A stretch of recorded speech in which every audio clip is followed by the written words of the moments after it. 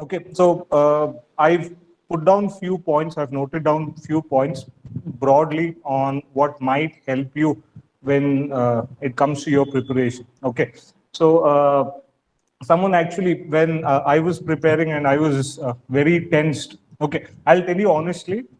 Uh, Before prelims, I was not confident I would clear prelims, Anta. Okay, and once I cleared prelims before mains, I was not I'm not making this up. Okay, I was honestly totally 200% not confident that I'll clear mains. After that came prelims. After my interview, and even after interview, I was like, okay, agalanta. Okay, but somehow, fortunately, God's grace, I suppose, everything went on smoothly, and I'm here standing in front of you, trying to tell you how you may also clear your UPSC or KPSC exam, whatever you're going to write. Fine. So one day I was actually very nervous as to what would happen. I had given around 2 attempts earlier and I couldn't clear, and I had taken a break as well. I pursued my law.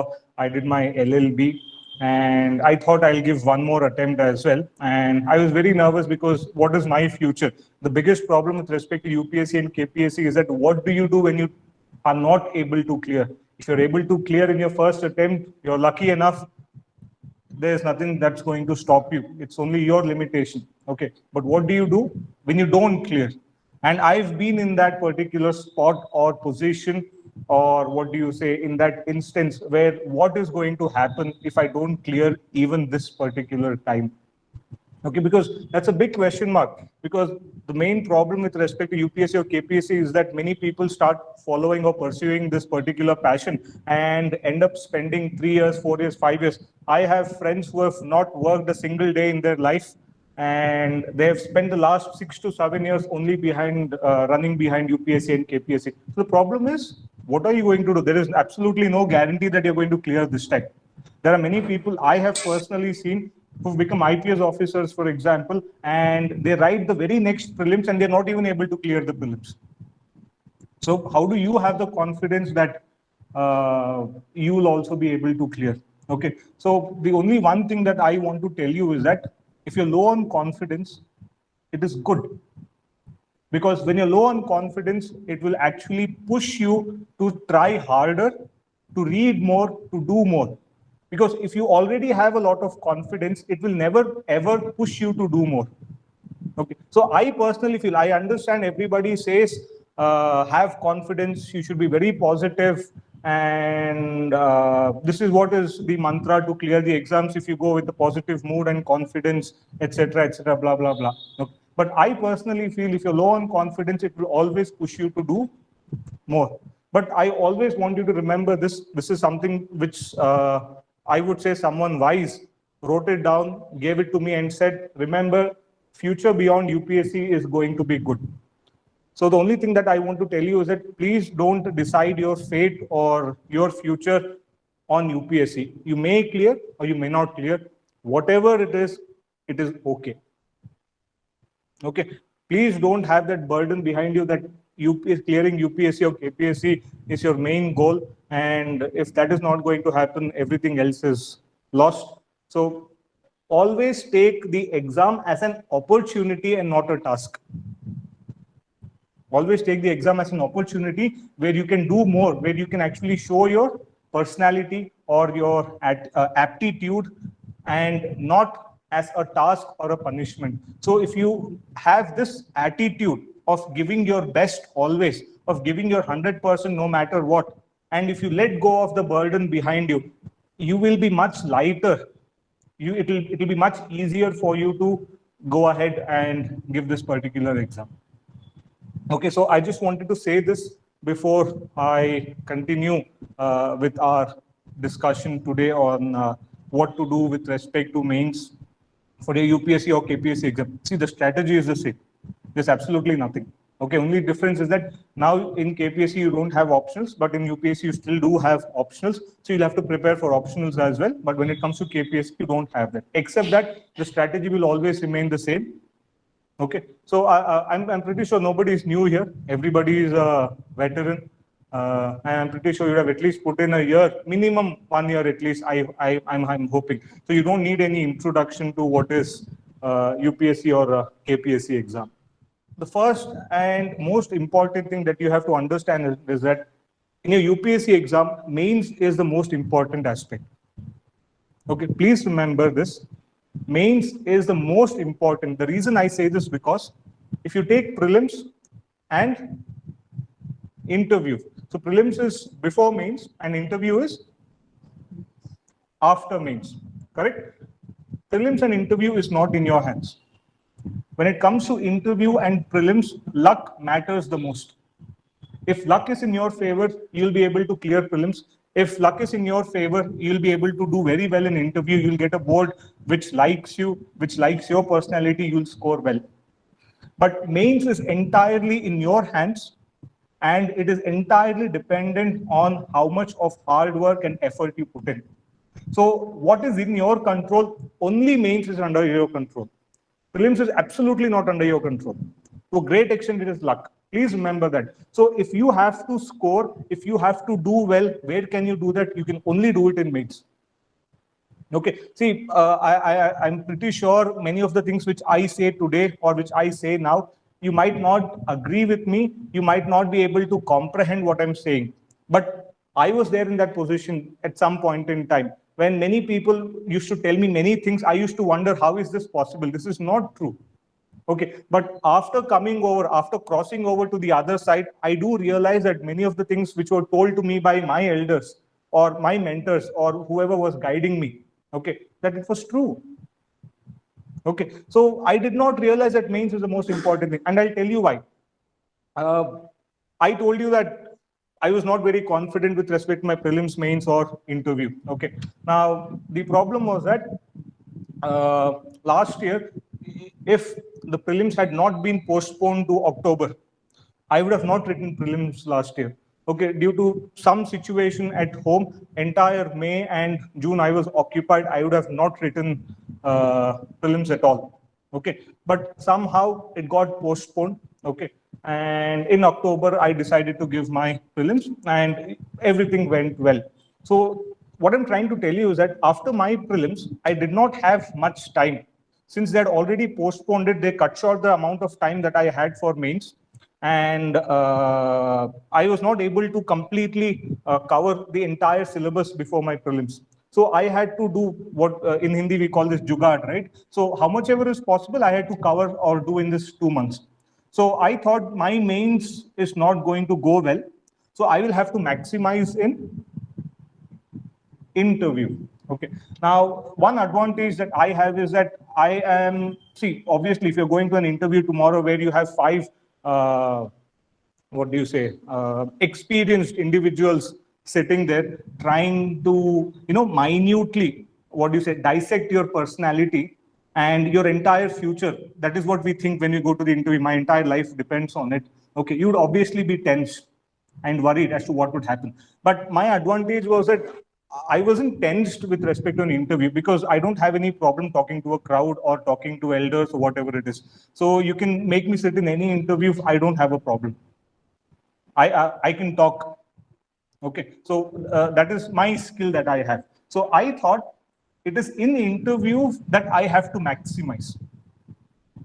I would have not done well. I've not done well in mains. So, but I can do very well in interview, and I'll have to maximize on my potential, and I will have to score in interview so that I'll be able to clear. I didn't do my mains well, but I'll have to do my interview very well.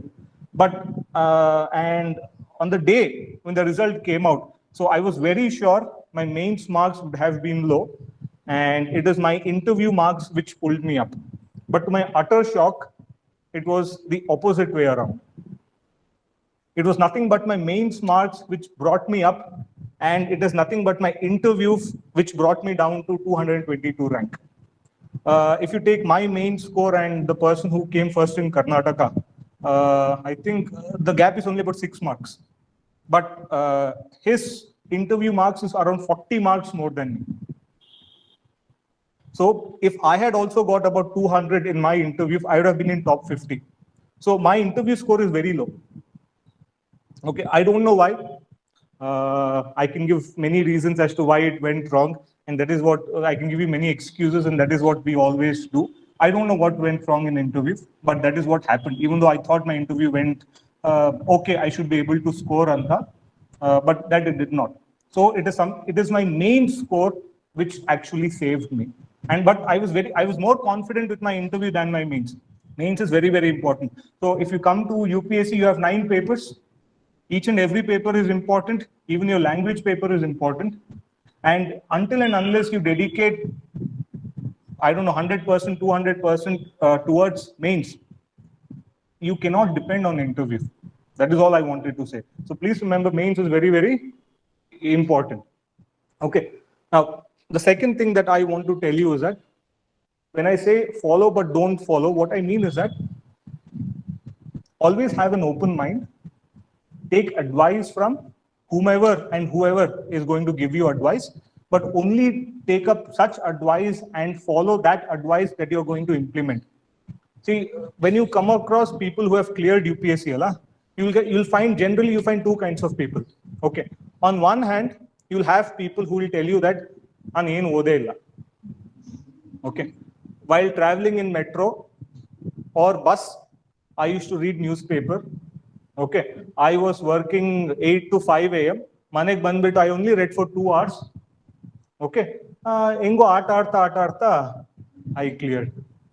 We've put in 2, 3, 4 years after giving up everything else and still we couldn't clear. You think only by reading 2 to 3 hours per day you will clear? This is on one hand. Okay. On the other hand, you'll have people who will tell you, I have read 18 hours a day. Okay. I have also come across people who have told me, I used to study with candles. You're not Vishwesharaya. Okay, to study under the street lamp, street light or candles and say that you studied for 18 hours and this is what was the reason that you cleared. Okay, so these are the 2 kinds of people. One hand, they'll say that I have not studied anything. I could clear, it is my natural talent. Okay, on this hand, 18 hours a day I used to study. This is utter nonsense. This is utter nonsense. This is what people are going to tell you. So either you'll think, I can also take up all my other passions, given 3 hours or 4 hours a day, I'll still clear. Or you'll think that you'll have to study for 18 hours. If you don't put in 18 hours of hard work, you'll not be able to clear. And I'll give you an example. After I had written my mains, I came across a person and she told me that she lives in Bangalore itself. She lives in Bangalore, but she took a PG in Chandra layout because she did not want to waste time traveling to and fro home. And it was not very far away. Aram se she could have gone and she could have come to Chandra layout. Okay. So she used to come to the study center. I also used to sit here itself in Chandra layout study center. So she thought, why waste time traveling half an hour or 45 minutes in Bangalore? So she took a PG. Okay. So she used to come to the library at around 6 a.m. in the morning. And she used to go back to her PG at about 10 or 11 in the night. Okay. And this entire duration, she used to sit in the library. She had also cleared mains. Okay. So when she told me this, I felt so bad. I shrunk from within. Okay. I thought these are the kind of people who clear UPSC exam. Okay. Because I used to come at 11. Okay, these people, they would have come at 6 a.m. I would have come at 11. I used to go back by 8 or 9. Okay, I would not go back home after, I wouldn't study after going back home. Okay, I would come at 11, I used to go back by 8 or 9. And when she told me, she had also cleared mains. So when she told me that from 6 a.m. till about 10 or 11 p.m. at night, you're studying in the library, I thought, okay, maybe this is the kind of hard work that you need. And these are the kind of people who actually clear. I'm kind of this person who's actually wasting my time running behind UPSC. I will never be able to clear on that. Okay, so today I'm here. I think she is giving her attempt once more. Okay, so what I'm trying to tell you is that if you go to Chandra layout, whoever is preparing for UPSC loves to give Gyan advice. You go and stand in the footpath, 1 month old newborn baby in UPSC will also give you advice on how to sit and study for UPSC. Okay. And whenever, if anyone wanted to give me advice in Chandra layout, I would happily take it. Okay. I would never tell them that, no, I have given my attempt. I've been teaching also. I know whatever you're trying to tell me, I know it. Illa. You want to give me advice, you give me advice. I will take it. But I would only implement those things which I wanted to, which I was comfortable in, which was suitable to me. So in the end, what I'm trying to say is that you will get 110 advice. Everyone on YouTube is going to give you advice. Every news channel, every coaching institute, every faculty over here, me also, I'm also giving you advice itself. So what I'm trying to say is that if anyone is giving advice, analyze it, comprehend it. If it suits you, follow it. If not, don't follow it. Okay, so it's an oxymoron over here. If you follow my advice, it is you're going against whatever I said. If you don't follow it, you're actually following my advice. Okay, so this is one thing that I want you to remember. Please do not run behind each and every advice that is actually given to you.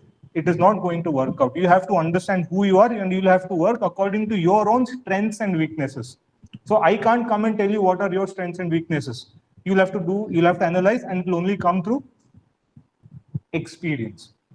So even for mains, there are 108 strategies. You can't do everything. Identify what is good for you, and you'll have to do that. Now coming to your actual answer writing, mains paper. Okay. Now, when I was actually giving my mains and when I was actually practicing mock writing, mock papers, answer writing, everything, I gave most importance to completing the paper, then to presentation on how the answer is presented, and third to quality. So what I'm trying to say is that people, at least others whom I know, they run behind knowledge. I will gain more knowledge. I'll read more. I will read more books. I will read that subject, this subject. I'll attend that class. I will garner or I will collect all the knowledge before my mains exam. And then I will be in a better position to write. And then I will be able to present myself. First, I need content or quality, and only then will I improve my presentation. And when I have quality and I'm able to present, obviously I'll also be able to complete the paper. But I went the other way around. I gave a lot of importance to completing the paper first. Then next, when I was 100% confident that I am able to complete each and every paper within the stipulated time period, then I started to focus more on presentation. How am I presenting the answer? The structure, the format, the diagrams or maps, whatever it is, examples, my introduction, the quality of my conclusion, everything else came next.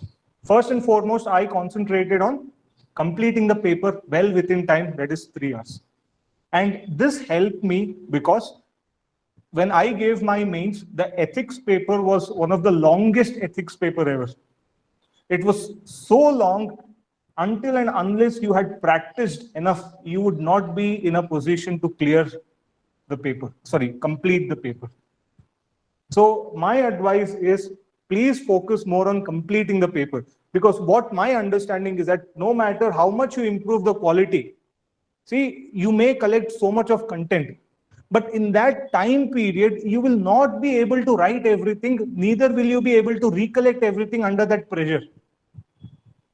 So you cannot keep improving your knowledge, content, quality. It is not going to be productive. At some point in time, you'll have to stop.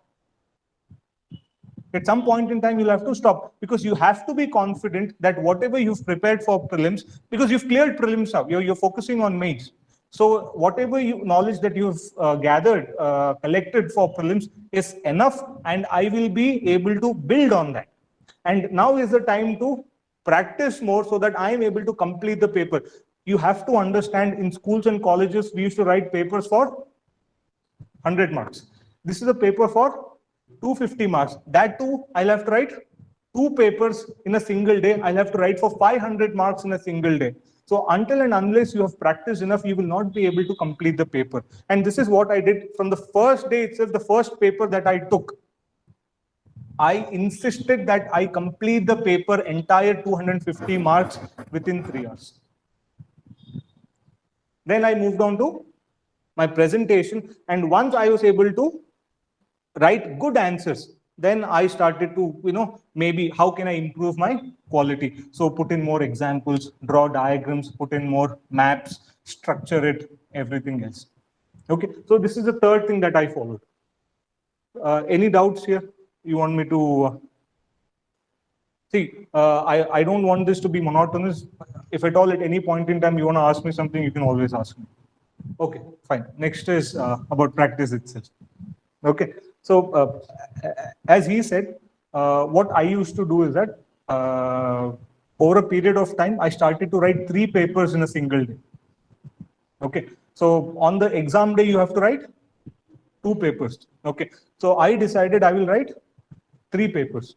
So writing 3 papers is like 9 hours. And I will tell you honestly, I'm not trying to make this up so that, you might think that I work, I'm some, I told you about the 2 categories, right? I don't wish to fall within these 2 categories, but I'm trying to honestly tell you what I did so that it might help you.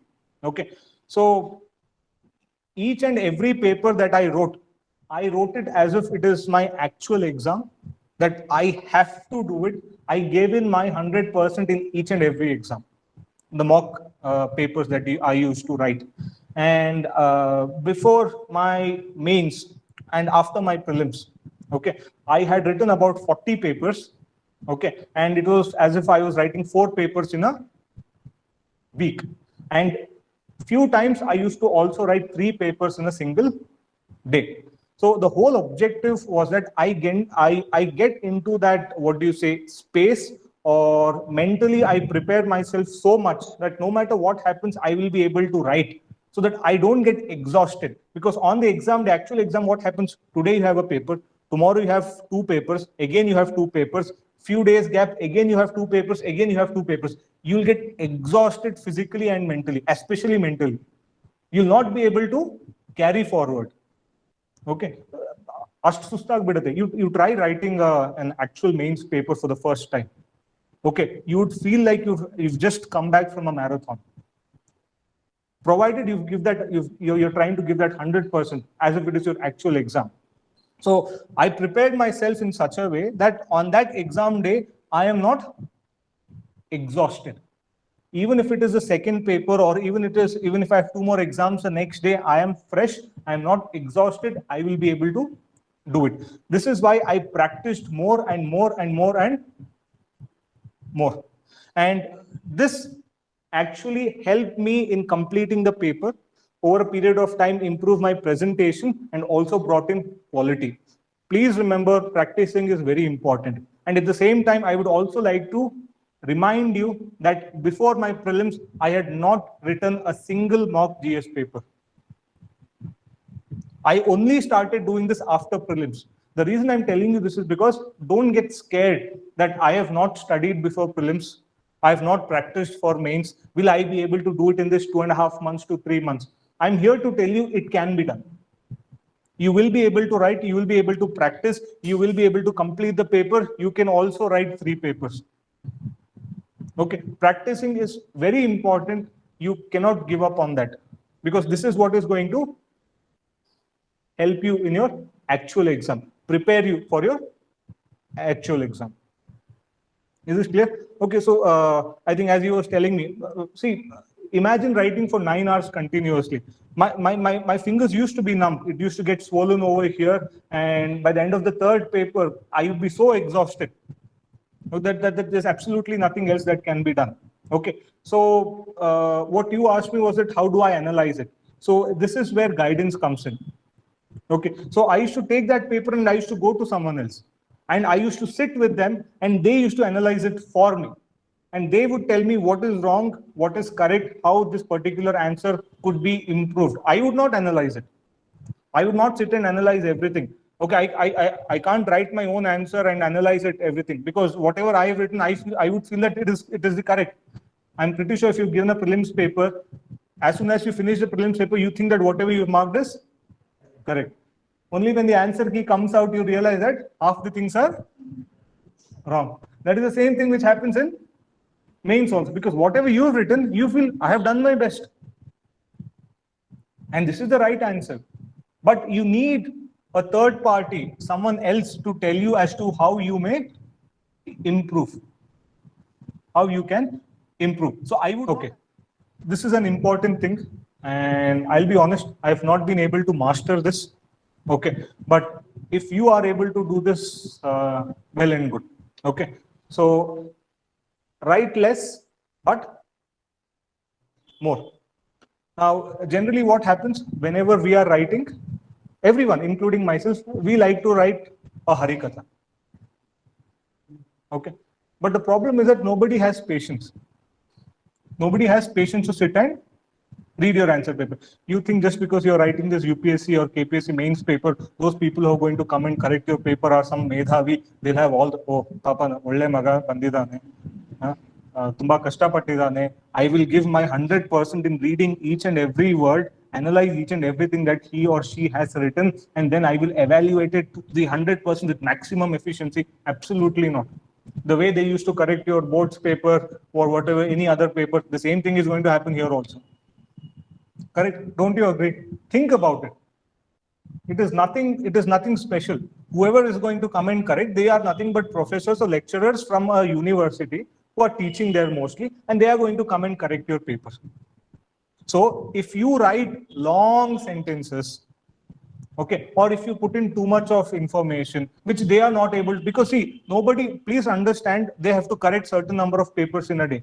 And you are writing how many questions? 20 questions in a paper. They will not read a sentence the second time to understand what you have written. They will read it once, they understand, good. They don't understand even if you are correct.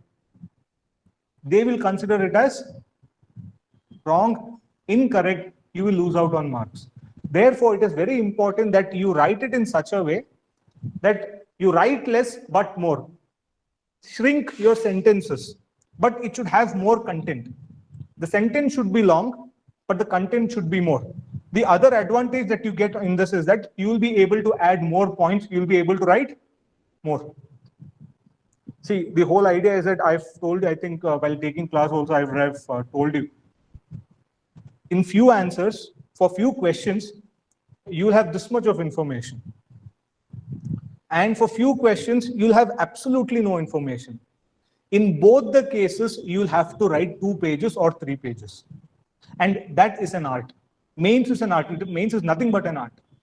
Even if you have this much of information, you will have to concise it, you'll have to compress it to 2 pages. How will you do that? For that, you have to practice. And for that, you'll have to write less but more. At the same time, you have absolutely no information. You only have information to write 3 lines. But even with this information, you'll have to stretch it to 2 pages without allowing the examiner or the evaluator to realize that this person does not know the answer. You'll have to write it in such a manner that the evaluator will read and like, ah, very good answer. You would have not written anything. This will come with practice. Don't think that tomorrow, see, I understand what is going to happen. Whenever, it has happened to me also, whenever you listen to someone talk or whenever you watch a YouTube video or whatever it is, you think that from tomorrow, next day onwards, I will do it. I'll give my 100%. I will do it this time, Anta. It is not going to happen. Tomorrow you go and sit and study. Okay. You will sit for 6 hours, 8 hours, but you'll not be able to sustain it. You'll not be consistent. It is not going to happen. So understand the reality, be more practical rather than, focusing on fantasy, saying that I will study for so many hours consistent. It is not going to happen. We all get depressed. We all have distractions. We all have many other things to worry about. It is the same thing with everybody else. You are not special. I am not special. But here you'll have to practice. You'll have to develop this art, or else it is not going to be possible. Okay. So here, so hashtag let it be short. I just wanted to give you an example. So for example, there's a question on physical geography. Okay. And the question might have been about the various weathering processes. Okay. So you might write about physical weathering, chemical weathering, and then you come to biological weathering. So many of us, what do? We try to read from textbooks and we always try to reproduce the same. Okay, this is what we've done in schools also and college, and this is what we'll try to do over here also. So then we can write biological weathering, okay, a dash, and then you'll write the group of processes that are caused by or assisted by the presence of vegetation or to a lesser extent animals, including root wedging and production of organic acids. I'm not kidding. You try and write your mock paper, you will do the same thing. I'm not trying to make this up to drive home a point. You will do the very exact thing. You will write very long sentences. Okay, but what should you actually do? Write biological weathering. Okay, then write caused by living organisms. Caused by living organisms. Example: plants causes root wedging. Microorganisms will produce organic acids. Over. Did you understand what I'm trying to tell you? Biological weathering caused by living organisms. For example, vegetation will cause root wedging, whereas microorganisms will produce organic acids. Okay. This way, it is easier for the evaluator to understand what you're trying to convey. Plus, you will have more time to add 3 more points. This is not easily comprehensible. I hope you understood what I'm trying to say. So this way, you're writing less, which will help you to write more. The next thing is, you'll have to learn to write without knowing. See, the thing with respect to your UPSC and KPSC exam is that there will be bouncers. Again, see, I will always compare it with my school and college exams. Okay, what would you do in your university or college exam? You'll scan through last 5 years question papers. Okay, and 75% of the questions would repeat. Okay, so maybe 3 or 4 questions, maybe. Okay, if some professor in the university put in a bit of hard work to say that, fine, let me frame a new question on that, or else it is always repetition. So you know the syllabus pakka, you know the question that is going to come, you already know the answer, what needs to be written. What I'm trying to say is that you know the question, you already have a ready-made answer. Yes or no? I'm hoping you've all studied properly in your college exam, Anta. So hence I'm saying, okay, correct. What I'm trying to say is that for whatever question that you have, you would in most of the cases, you already have a ready-made answer.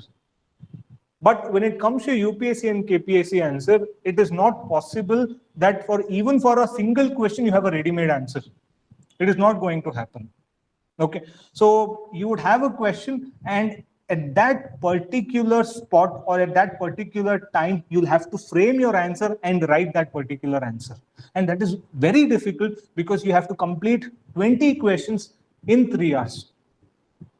And those answers will have to be really good. And for this, you'll have to learn the skill of learning to write without knowing. So I'll tell you what I did. For me, it was out of pressure, out of need or necessity, not that I did it by choice. So when I told you that I used to write, I practiced many papers. Okay. So what I used to do is that I had taken 2 test series. I had taken 2 test series apart from my optional test series. So they would have their timetable and they would say tomorrow is GS1, maybe say this part of GS1, then GS2, this part of, so they had a proper well-scheduled timetable. Okay. I would stick to their timetable, but I would never see what paper it was. So what I would do is that I would go and write entire 3 hours for 250 marks without preparation. Okay, so I hope you understand what I'm trying to tell you. So since I would try to write the entire paper without preparation, without knowing what that particular paper was, I got into that mental framework where I was able to answer questions even if I did not know what it was. So what I'm trying to say is that you should be in that position to write even if you don't know anything.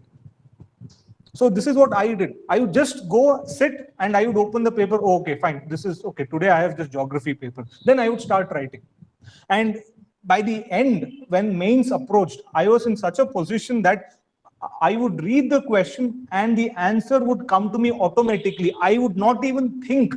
I would start writing and then I would start to think. So you should arrive at that position by practice, that you don't have to think too much to write the answer, because you don't have the time. You don't have the time in your UPSC or KPSC mains paper to read the question, to understand the question, think about what a good introduction and what a good conclusion can be, and then frame the answer and then write. You don't have that luxury. So you have to get into such a position that you read the question, automatically tuck, your answer should come. So this is what practicing helped me, and the strategy that I followed of not preparing for any paper that I would write helped me to write without knowing. See, whoever has cleared, I think everybody, or at least most of them, would tell you that you have to prepare notes according to the syllabus. Take out UPSC's notification. They would have given the syllabus of GS 1, 2, 3, and 4. Take out each and every word and you have to prepare notes. Yes or no?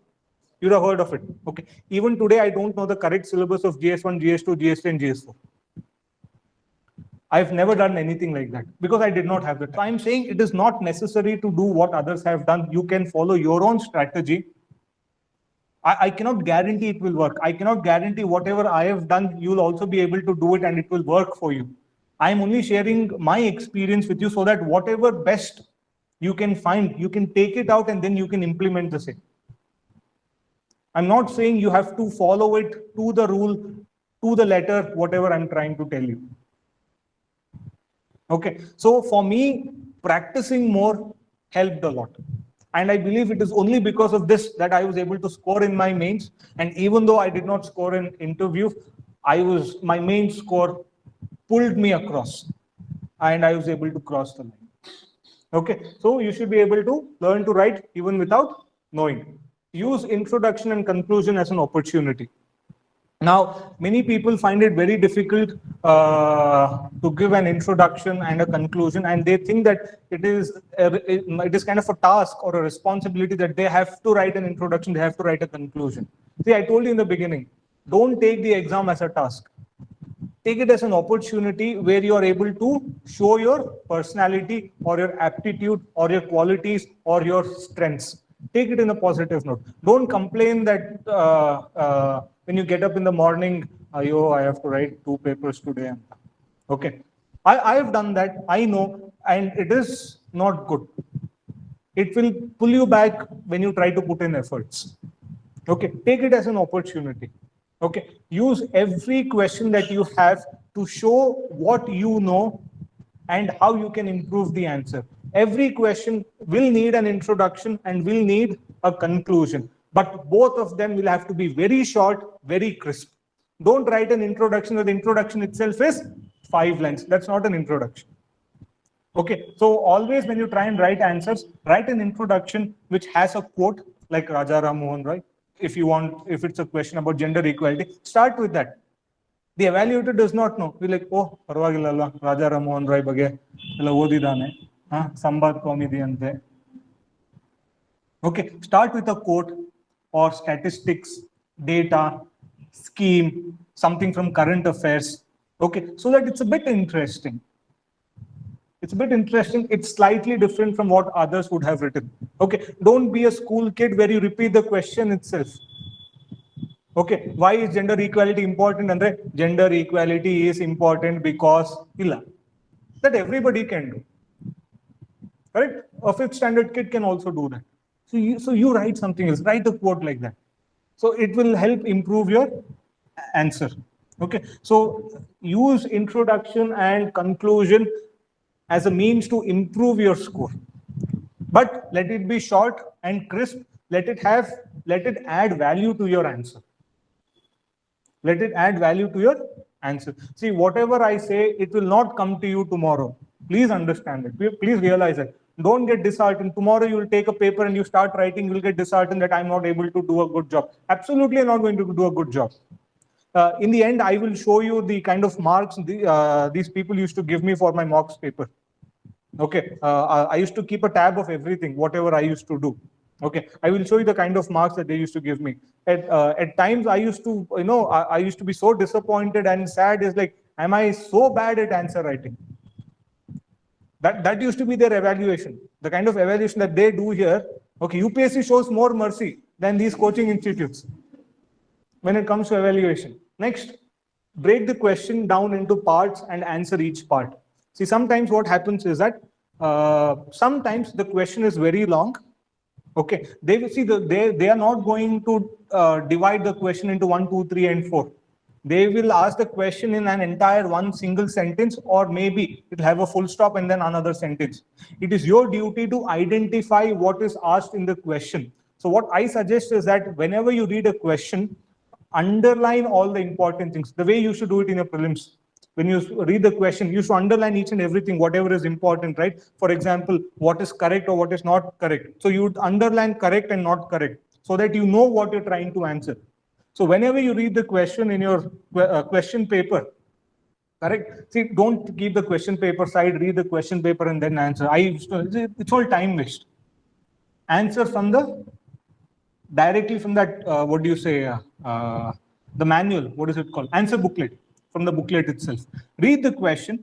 Okay, don't think that, oh, I will not underline the question. They might think it is something wrong. And no, there's nothing like that. Read the question, underline each and every part which is important, break it down.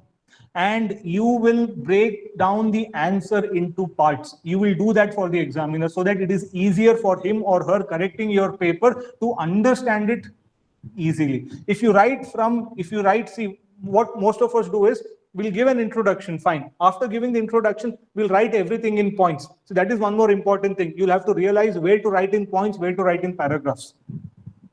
Okay, there are few questions where you have to write in points. There are few questions where you have to write in paragraphs. This you'll understand. You take up a test series, taking up a test series is very important. I hope you realize this by now. Okay, and whoever is evaluating your paper, analyzing it, they will tell you. See, for these kind of questions, you have to write it in points. These kind of questions, you have to write in paragraphs. So you'll understand it. You don't have to worry. But please remember, let it be short. Okay. So what happens? We will give the introduction and then we'll start writing points from point 1, 2, 3, 10, and then we'll give the conclusion, end it. It is very monotonous. Rather than that, break it down, give subparts, give subheadings, underline the subheadings, underline the key points or parts, whatever the question is asking. Because what happens is that if you start and if you end directly with the conclusion, any subpart of the question, even though you would have written, the evaluator will miss it. So you have to show it, you have to make it a point to show it to the evaluator that you have answered each and every part of the question. For that, you have to divide your answer into subparts. You'll have to underline each and every important thing. Understood? So break the question down. When you read the question, underline, break it down. So what I used to do is that, so if a question is there and there are 2 or 3 subparts, I would underline it. I would write 1, circle and write 1. Then I'd move on. Okay, so this is another subpart of the question. I would write 2. So this would help me in realizing what happens is that when you're in that pressure and you're writing, it's very easy to get carried away. You'll miss out. You'll miss out on writing the second part or the third part of the question.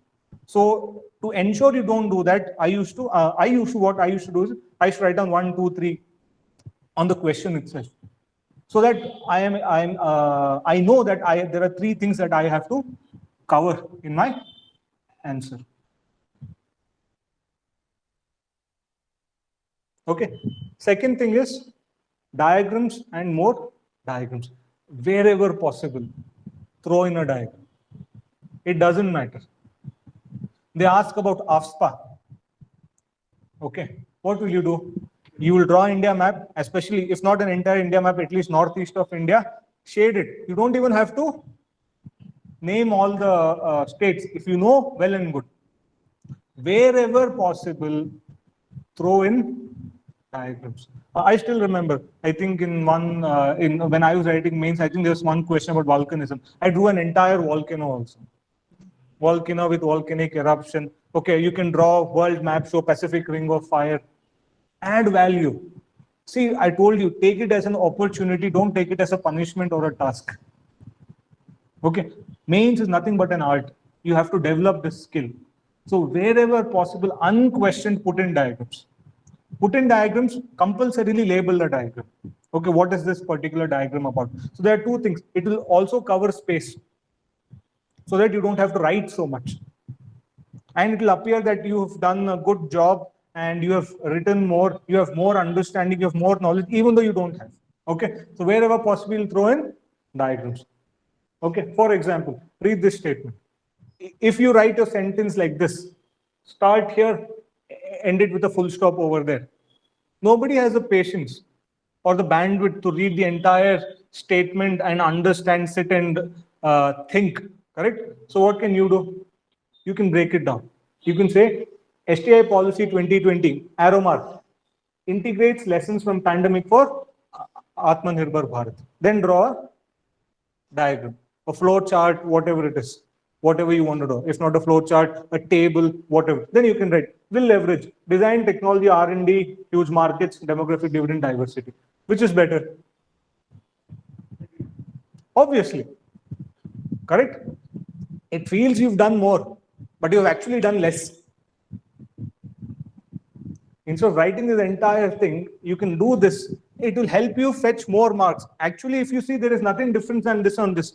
It covers all the points which is in the first statement over here. But this will help you fetch more marks. Wherever possible, put in diagrams. Whatever it is. Okay. I'm not kidding. I put in diagrams for my essay also. Essay, normally you don't put diagrams. I put in. Okay, see, it's like, see, for example, when you read an editorial in your Hindu newspaper, sometimes you have some diagram or a picture or photo or something like that to make it more relevant. I put it in. Okay. Next, please remember, apart from diagrams, you'll have to give examples. Wherever possible, give examples. Again, cooking up helps. Cooking up helps. You write data from UN, data from WHO. Nobody is going to sit there, Google if this data from WHO is correct. Okay. So, but I'm saying try to be relevant. Don't be stupid when doing this. Just because I said this, you'll have to cook up and write something. It has to be relevant. Be smart. Be smart. Don't put in knowledge where it is obvious that it is not true. Correct? So I hope you understand. So wherever possible, please put examples as much as possible. Put examples. If it is a good example, underline it. It will help you to substantiate. I know it by experience. I know it by fact. Everybody will write statements. Everybody will write mostly the same statements. But I have seen myself, not everybody write examples. Because they don't have the time to write examples. They don't have information to write examples. But if you write examples, you will be able to score more. You have to do these things if you want to score more. You can't help it. I understand it's a difficult thing that I'm asking you. Put diagrams, write less but more, give examples for each and everything, write a crisp introduction and conclusion. All of this is there. But you have to score more. Correct? So the person who came first today, I think she was the only one who scored more than 900. So she would have done something special, right? Or else everybody is able to score about 700, 800. Why is it that she was only one who scored more than 900? She did something different. Okay, if possible, you have it available on the internet. One of the previous toppers of UPSC, what is Duri Shetty? Anudeep Duri Shetty. Read his answers. You will realize the difference the way you write. Don't read his answers first. You write 2 papers. You answer 2 papers. Write 2 full mock papers. Okay. Then you see his papers. You'll see the difference the way he's able to approach the question. Second, time management. Okay. Obviously, 250 marks, 3 hours, 20 questions, 10 questions for 15 marks, 10 questions for 10 marks. It's very difficult to manage. So what I used to do is that I used to break down time for each and every question. So the first 10 questions in your UPSC, 1 to 10 is for 10 marks, 11 to 20 is for 15 marks. 15 marks. So what I would do is that I would start with question number 11 always. I would always start each and every paper. I would start with question number 11. I would complete it till question number 20. I would not leave a single question for later. because I know I will not have time to come back to that particular question later. How much ever possible, to the best extent possible from my side at that given point in time, I will answer the question. I will leave it there, close, full stop. I will never return to that particular question. Okay. So what I did was that I would allocate 10 minutes for every 15 marks question and 7 minutes for every 10 marker. So if it is 10 minutes for 10 questions of 15 marks, that's how many? 100 minutes.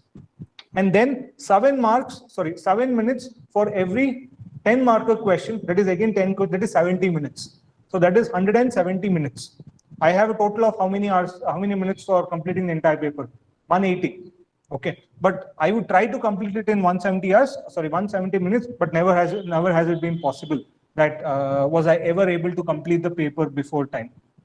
You would have seen, right? I'm pretty sure when you were in schools and college also, you would always see that one particular person like, ma'am, please, ma'am, 5, ma'am, 2 minutes, ma'am. I was always that particular person. Okay. If at any point in time I am able to complete the paper, say 2 minutes early before the bell rings, I would think something's gone wrong. I would get so tense. I was like, no, seri hogilla. Incomplete is a paper early. So I used to be that kind of a person. So I would stretch even the last second to add something or the other. I would not let even 1 second go to waste. Okay, stretch it to the maximum extent possible. And I used to manage time very well. So the reason I did this, I used to start with question number 11 is because initially when you start, you're fresh, you're not exhausted, you're able to think, and you have more time. Because what happens as time goes on, the amount of time that you have to answer the remaining questions reduces. Even though I'm saying that I will stick to 10 minutes, I will not be able to do that. So I will give maximum time to complete the 15 marker questions so that my 15 marker questions are very good. Then I would come back to 10 markers and start with question number 1. Now, obviously, the examiner does not know what I did. He or she will obviously start from question number 1. He will not go to question number 11 just like I did and start correcting from question number 11. So once again, it is very important that I write my first 3 questions very nicely so that it gives a good impression. First question is tumba kharab agidre, it will give a bad impression. So what used to happen is that my question number 1 to 6 used to be once again good, and 7, 8, about 7, 8, 9, 10, I have to compromise. I can't do anything. Okay, so I used to always think, and I know I used to kind of calm myself down. So my 1 to 6 question, first question to 6 question used to be very good, and then 7, 8, 9, 10 would be bad. So the examiner would think that okay, this guy is kind of an average person. Okay, illindane 6 question indane his quality had deteriorated. Then he would come to the 11th question, like bang, best answer ever. Okay, so this is what I did. Okay, and you have to stick to that time limit, and you'll have to manage time, because many people, my friends itself, they have not been able to complete the paper if you're not good at time management.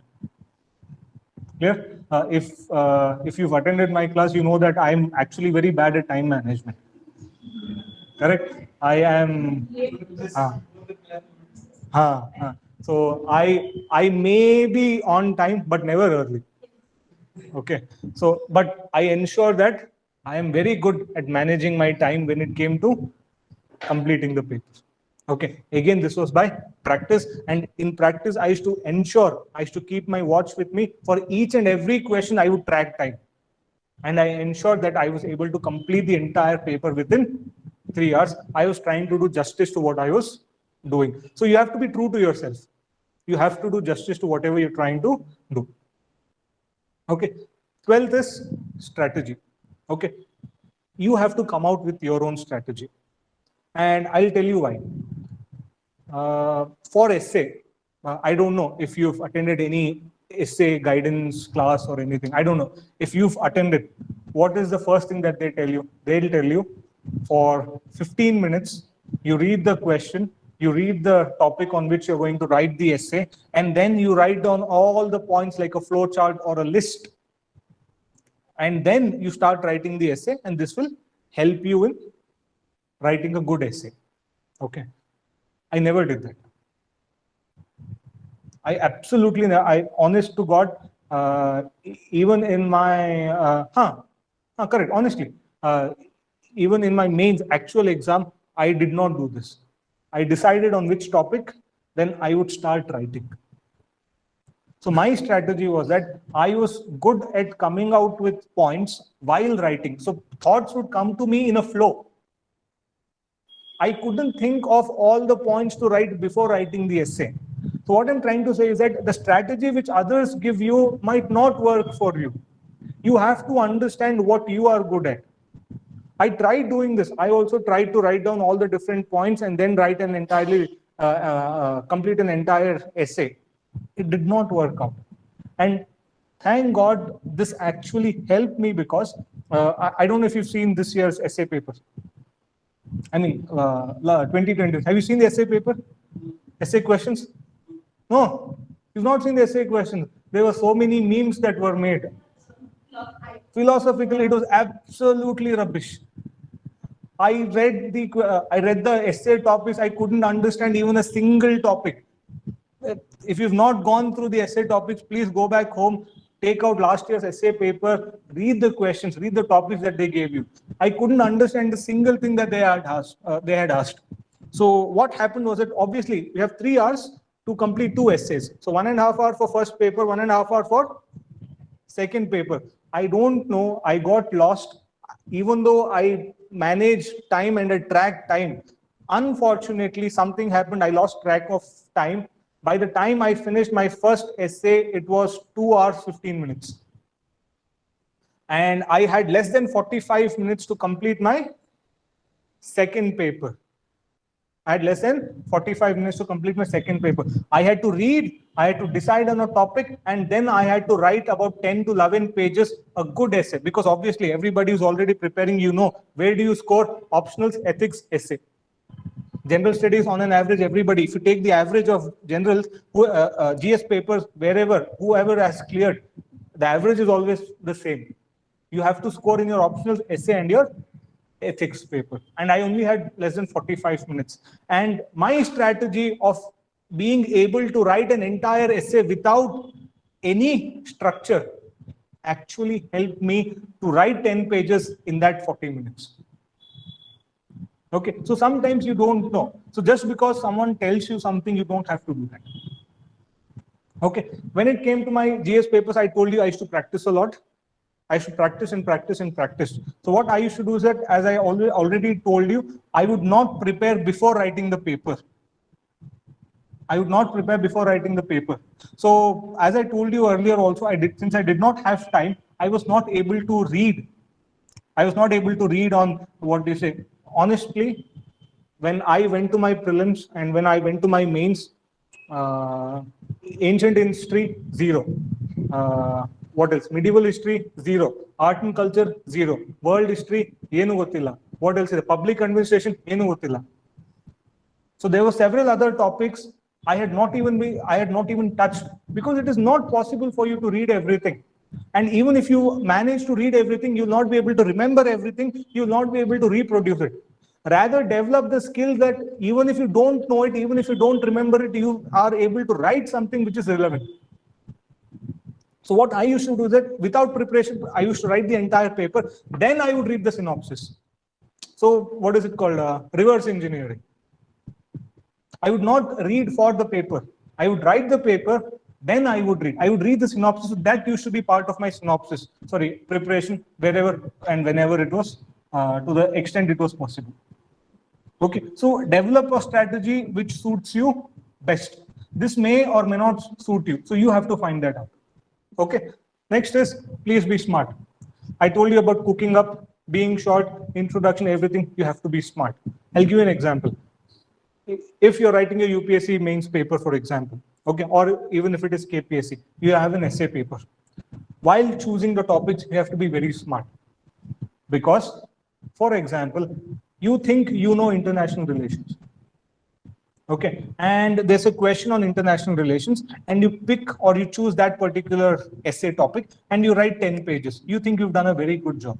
The problem is that there are people who have PSIR as their optional subject, and any given day they will be able to do a better job than you if your optional is not PSI. So it makes sense that you choose a general topic. Okay, and this I realized once again through giving multiple mock papers. So I used to choose PSI saying that international is now, you know, what is, I also read newspapers, I have some broad understanding of what is going on or what has happened. But even then, no matter how much I try, my answer will never be that good, because people with PSIR optional will always write answers better than me, because they have more content, more examples, more information, more philosophies. So choose a topic where you are confident that you have more content and knowledge. Don't choose topics where others are even more stronger than you are. So I always used to choose something, you know, general or a bit of philosophical. So I used to put in anthropological concepts here and there, and then over there also, I didn't see even anthropology.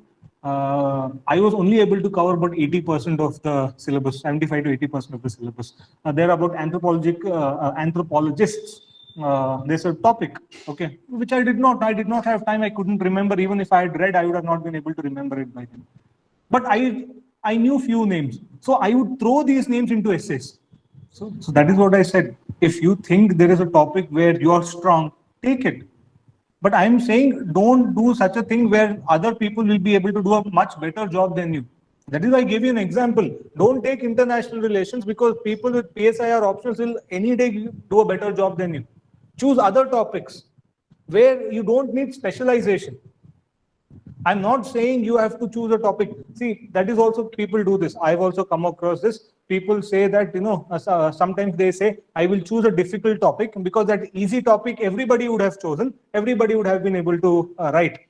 How do you know that you will do a good job? Halfway after writing 5 pages, you can't go back. So that is why do all this experimentation now, so that when you go into the examination hall, that day you shouldn't experiment.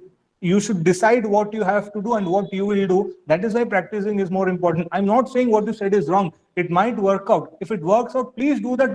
Please follow that. But please experiment with all these things with your mock papers. Even before that, with being smart also. Okay. So you have to understand. You can't go with, as she said, for example, it might be very monotonous, or say they might get bored. And I'll give you an example. I had written an essay paper. Okay. And I had sent this essay paper to someone I know, saying that please evaluate this particular paper and give me your feedback on that. Okay, so that was one of the first essay paper that I had written. So the feedback was negative. The feedback was negative, saying that, okay, you can improve here, it is not a very good essay. And I had done this. I had taken international relations. I picked this international relations topic, and the feedback was not very positive that I had, because I thought I had written a very good essay. Okay, so fine. I took in some of the feedback, saying that I'll implement all these feedbacks on that. And next time, I wrote, so I was doing it through WhatsApp. So someone I knew, and who was good in essay and who was guiding others in essay. So I was doing this. So next time when I wrote the second essay paper, I once again scanned the entire paper, and then I sent it to her, saying that please evaluate this paper, Anta. But what happened was that by mistake, she read the previous paper once again. And she did not realize that this is a paper which she had already corrected. This time she said, very good, you have improved. I am not joking. I'm not saying this just to crack a joke or something. This is what she said. You followed my feedbacks. It is good now. It has improved. She corrected the exact same paper that she had corrected 2 weeks, I think 2 or 3 weeks back. What will you tell me? I know, she improved our... Okay, so it will always depend upon the person who's also reading, the person's mood. Okay, ಯಾರ ಮುಖ ನೋಡ್ಬಿಟ್ಟು ಎದ್ದಿದಾರೋ ಗೊತ್ತಿಲ್ಲ, ನನಗೆ ಗೊತ್ತಿಲ್ಲ. Okay, so that is why luck also needs to be on your side. That day, reading your essay paper in a good mood, likes it, you would have taken a particular stand. That person might have been from the other side. Then gone. Okay. So next is mentor and evaluation is very important. Try to find someone who is able to read your each and every paper, guide you through the entire process. See, I told you I was very lucky. I had someone, I had Dr. Arjun Bopanna for anthropology, who, kind of like as if you make a baby walk, right? You hold hands and you make the baby walk. This is what they have done for me. Honestly, I have to give my gratitude. I have to be grateful. This is what they have done for me. I told you, they would sit. I had someone at IS Baba. They would sit with me till 10:30, 11 p.m., read my answers and tell me how I could improve. So this mentor and this evaluation is very, very important for improvement. Because when you write, you think that whatever you've written is correct. Because that is your best ability. But there is always scope and room for improvement. And for this, you need a third eye, a third person to tell you how you can improve. So please take up test series, very important. Practicing is absolutely necessary. You cannot do without practice. If you go without practicing to your exam, it is like going to a battle without weapons or without practicing. Sorry, without training. You can't do that. You can't. It's a battle which cannot be won. Okay, so find someone. Mentoring and evaluation is very important. Okay, last is keep it minimum and then maximize. Read less. Don't read more. Read less. Use this everywhere. I read anthropology. Wherever possible, in essay paper, ethics paper, everywhere I use anthropology. I would take anthropological names and I would throw it here and there. I would throw it here and there. You can't read everything. Please remember, you can't read everything. Even if you read everything, you'll not be able to remember everything. You'll not be able to recollect everything. Even though you know everything, you'll not be able to reproduce it, compress it into 2 pages. Therefore, keep it minimum. Revise this again and again. Use this wherever possible, as much as possible. Stretch it, squeeze it, whatever you want to call it. Keep it minimum, but maximize on that potential. Leverage it wherever possible. Okay, because if you go to any website, they will tell you for polity also, read Lakshmikant, read D.D. Basu, read NCERT polity. Not possible. How can you read so much? Lakshmikant looks okay, you'll need minimum 3 days. Minimum. That too, if you've already revised it and read it. How can you read D.D. Basu also? How can you read NCERT also? Then read your own notes and then you say that I'll go and write the exam. It's not possible. Not going to happen. So keep it minimum, as less as possible. Reduce your donkey work. Reduce your donkey work. See, others also tell you. I've always heard many people form groups and they help out each other and they discuss and they break down topics. So group discussion, they form a group. Correct? I never had any. I did everything by myself. For mentoring and evaluation, I used to go to that. I did all my preparation by myself. You don't need all these things. Don't listen to others saying this, that, this. Don't start doing that. Do what is good. You want help, take help. You want friends, then make friends. You don't need it, then forget it. Just because somebody else does it, you don't have to do it. See, here, be yourself, be comfortable in what you're doing. Okay, I feel this will help you a lot more than trying to do something which is not you. So you can see here. So I had kept a tab of all the papers that I had written. Just can't go down.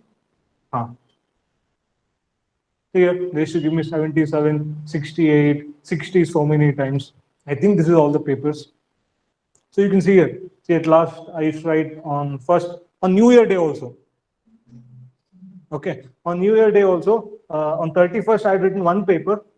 Okay, on 1st of Jan, I got up, I wrote 3 papers. I said my New Year has to be productive. And these are not good scores. And it was the same thing with prelims also. I used to score less. But that doesn't mean that it will be the same thing with on your actual exam day. You have to do this so that you don't score less there. Here, if you score less, it's okay. So I'll just address some of the questions which they've asked here. Okay, please elaborate about taking optional subject. See, optional subject, I always feel it will depend on the person. I think so. Okay. I took anthropology because it was more convenient for me. I wanted to do maths. Maths was not available here in Bangalore. I was not interested in going to Delhi. Again, many people go to Delhi. I've never been to Delhi. The first time I went to Delhi was for my interview. Okay, so going to Delhi for the exam is not necessary. Okay, so I was not able to do maths because there was nobody to teach me maths. Next best option was anthropology for me. Okay, so anthropology was good because it was a combination of humanities as well as science. I like science. Humanities is obviously necessary. And the best thing about anthropology is that anthropology will help you to write answers, will add more value to your answers in other papers. I told you, I used to use it in ethics, I used to use it in essay, I used to use it in GS also. So this is why anthropology helped me. Okay, now I will not force you to take anthropology because anthropology was good for me. It helped me. Okay, if you have a better paper, if you think you are good at something else, please do take that. But please ensure that you have good guidance. I did not have to search for guidance, so I was lucky. See, I would say that at least before the exam, at least 5 months, you'll have to give in full time because it is very difficult to manage work and studies because the exam is very tough. The reason it is tough is because competition is too high. Exam is tough. Why? Because competition is too much. And I'm honestly telling you, before this year, when I actually started preparation for mains, I always used to think these people are utter nonsense, stupid people. Why do they want history, geography, all these things for people for IAS, IPS? What is the use of this particular exam? The entire process of the exam itself is wrong, Anta. But after writing my mains and going to the interview, I realized this because see the entire objective of this exam is to select people who are good at administration, correct? Even if you're an IPS officer, what do you do?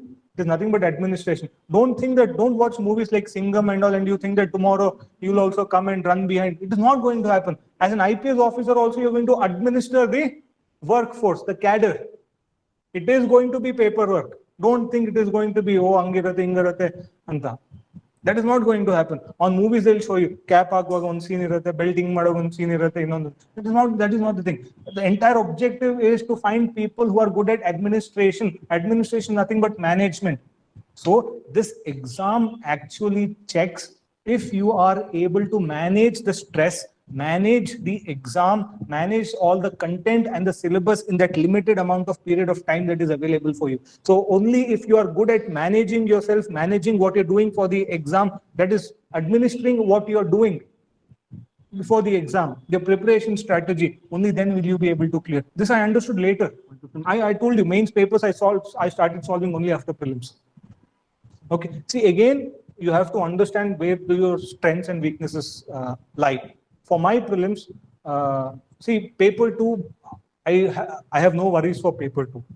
Okay, so I gave my prelims last year, October 10th. Okay, the last time I had solved problems was 1.5 years before that. I did absolutely nothing for CSAT. Okay, the first time it was after 1.5 years that I opened my aptitude notes. And this was during that 3 hours gap before my CSAT. Now, I will not tell you, you do that. Absolutely not. People mess up CSAT. I did that because I was confident with CSAT. So I knew where my strength was. Will you do the same thing? Absolutely not. Just because you hear someone saying that I did not study CSAT, that 3 hours of CSAT is enough. It was enough for me, not for you. Okay, so here, fine. So again, someone's asking, what is the strategy for working professionals, whether we have to start answer writing without completing the full syllabus? So this one thing I used to do, even before my prelims, what I used to do is that many of these coaching centers give daily answer writing questions. So every day I used to sit at night and I used to write 2 or 3 answers, okay, especially ethics. So I did not read much for ethics because I used to write every day. I used to write every day, and I used to read any other, if anyone else has written a good answer, I used to just read it. I did not prepare much for ethics, rather I practiced more. So every day I used to sit and practice ethics. I used to write 2 or 3 answers. So you can also do this. So before prelims, you can't focus completely on mains, because prelims is very important. If you don't clear prelims, no matter how much you worked hard for optionals and mains, you will not be able to clear, you won't even reach the main stage. So what you can do is that you can write 2, 3 answer papers every day. If you have good friends who are also consistent with your studies, you can exchange and see how you may improve, or what new points could have been added, or what you could have done differently. Okay, so this I have done. See, I am honestly telling you, luck is very important. The second time when I had given, I had much more knowledge than this time. Much more knowledge. I felt like I knew everything. I knew every Ramsar site, every, you can understand when I say Ramsar site, biosphere reserves, every other list I knew. I knew each and every country in the world and the bordering nations of each and every country in the world. I had so much of knowledge. I had worked so much. Okay, still I couldn't clear prelims because I did not follow the right strategy. I did not have the right guidance. So today, if you take, I know that if I take a prelims paper, I have to answer at least 80 to 90 questions. Even if I'm not sure, any question paper that you take, anyone who, even if they've prepared for 2, 3 years, you will only know about 50 to 60 questions max. Another 40 questions, you will not know the answer. You have to guess. You have to guess. So the second time when I had written, I did not know this. I thought I will only answer those questions where I'm 100% sure. So I had only marked about 50 or 60 questions where I knew I was 100% sure. Even then, few questions went wrong. And I remember I had missed it by 2 marks. Okay, so I feel that right strategy and the guidance is important, because I thought I'll do everything by myself. It is not possible. You have to take help. You have to take help wherever, whenever possible. Don't be shy. You have to do this exam. Okay, tomorrow they'll come to you. Right? Okay, so you have to do it. Don't be shy. It is okay. If they're not ready to help, fine, move on. But take guidance, take help. The problem is that now they're asking, what do you do when there is a gap? What do you do when there is a gap? See, I had a gap. Okay. You'll have to find something that you are passionate or interested in. I decided to do a degree so that I don't have any other option. I have to finish my degree. Correct. So you will have a gap. Sometimes if you feel that you're not, if you're not going in the right direction, try finding some, you could actually work actually. See, one thing is that I feel doing my LLB degree, teaching for 3 years, over a period of time, all this knowledge helped in the form of experience, which was helpful in me answering my, taking up my mains. Okay, so you might work for a while, take this experience, it will give you advantage. Don't sit at home and crib and cry and complain. Do that also, but with your parents or someone who's close to you. But don't go to that next level. Okay, so do something productive. I feel you'll once again find that josh or confidence to come back. Fine. I'll see you next time. Thank you.